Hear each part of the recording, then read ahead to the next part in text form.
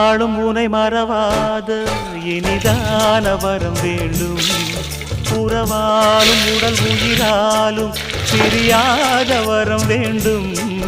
விழியோடு இமை போலே விலகாத நிலை வேண்டும். இணையான இளமானே துணையான இளமானே, இணையான இளமானே துணையான இளமானே.